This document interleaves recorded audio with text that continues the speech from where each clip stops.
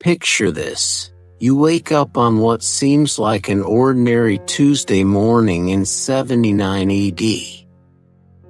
The Mediterranean sun filters through your villa's windows, casting familiar shadows across the mosaic floors your grandfather laid with his own hands. You can smell fresh bread from the bakery down the street, hear the gentle clatter of cartwheels on worn stone, and feel the soft rumble beneath your feet that you've grown so accustomed to, you barely notice it anymore. After all, you live in the shadow of Vesuvius, that gentle, vine-covered mountain that provides such fertile soil for your grapes and olives. What you don't know, as you reach for your morning wine and honey cakes, is that this Tuesday will be your last. This is Pompeii, August 24th, and time is about to stop forever. For 17 years, the earth had been whispering warnings. Small tremors rattled pottery in kitchens, sent nervous slaves scurrying to steady oil lamps, and occasionally knocked a fresco or two from villa walls. But Pompeians were practical people. Earthquakes were simply part of life, like taxes or the occasional plague. They patched their walls, swept up the broken pottery, and got on with the important business of living. The city hummed with the comfortable rhythms of prosperity, fishermen hauling in their dawn catch, merchants haggling over Syrian silk, children playing dice games in dusty courtyards, and lovers meeting secretly in garden alcoves heavy with jasmine. On this particular morning, Marcus Attilius might have been checking the aqueducts that brought fresh mountain water to the city's fountains and baths. The Roman engineer had recently arrived to investigate some troubling drops in water pressure, never suspecting that the mountain itself was slowly choking off its own springs. Meanwhile, in the Villa of the Papyri, scholars were carefully copying Greek philosophical texts, their reed pens scratching thoughtfully across papyrus scrolls, preserving wisdom for what they assumed would be countless generations to come. How beautifully naive, really, as if volcanic ash cares about Aristotle or Epicurus. The gladiator barracks buzzed with pre-training energy.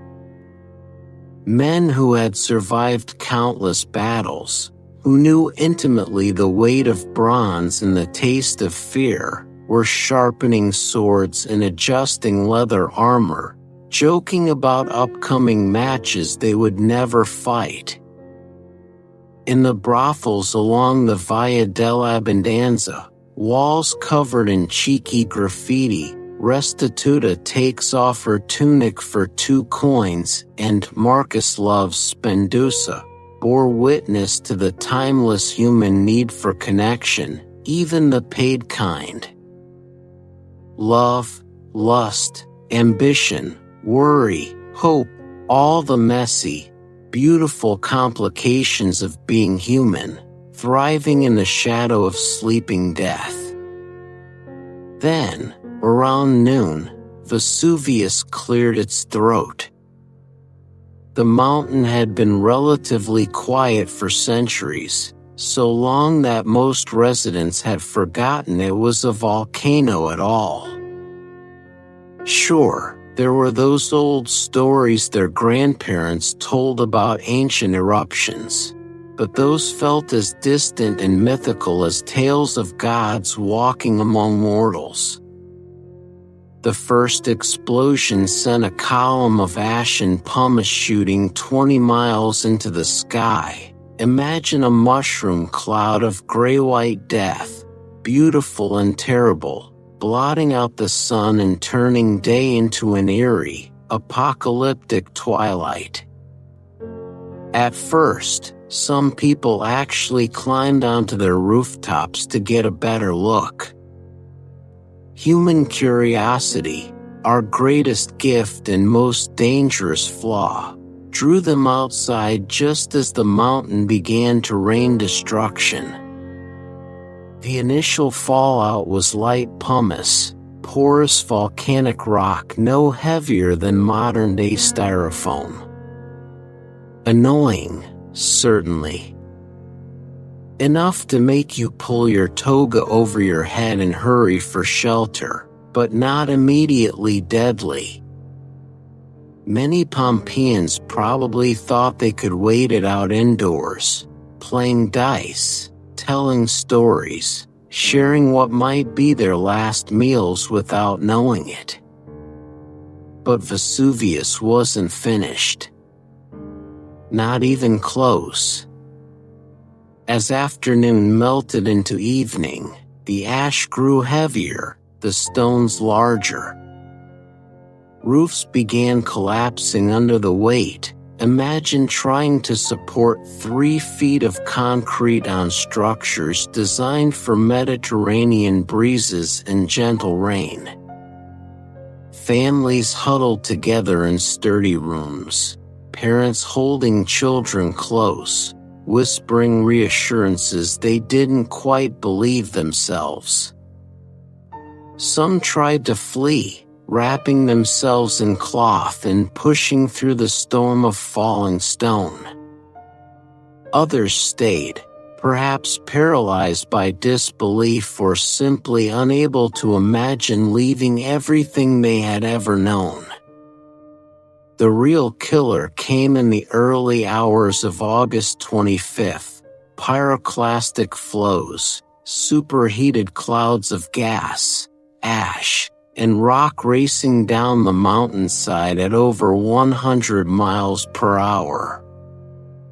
These weren't just hot, they were furnace hot, nearly 1,300 degrees Fahrenheit.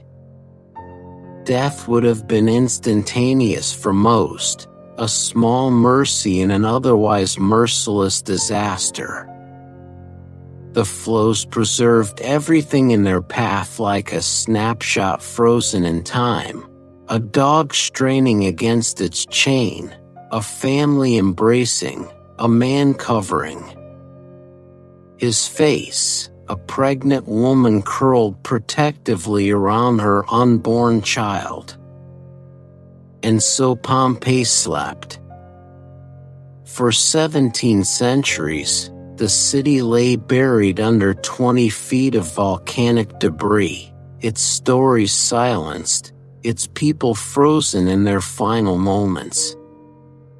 When excavations began in the 1700s, archaeologists didn't just find buildings and pottery, they found life itself, preserved in heartbreaking detail. The plaster casts we see in museums today are essentially ancient people, their bodies long since decomposed but their final positions captured forever in the ash that killed them. Perhaps there's something oddly comforting about Pompeii's tragedy. In a world where we're constantly told that nothing lasts, that everything changes, that progress erases the past, here's a place where time simply stopped. Where ordinary people living ordinary lives were granted a kind of accidental immortality.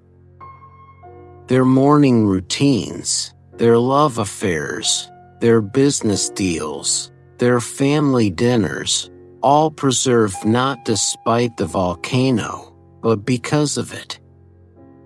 Tonight, as you drift off to sleep, remember Pompeii.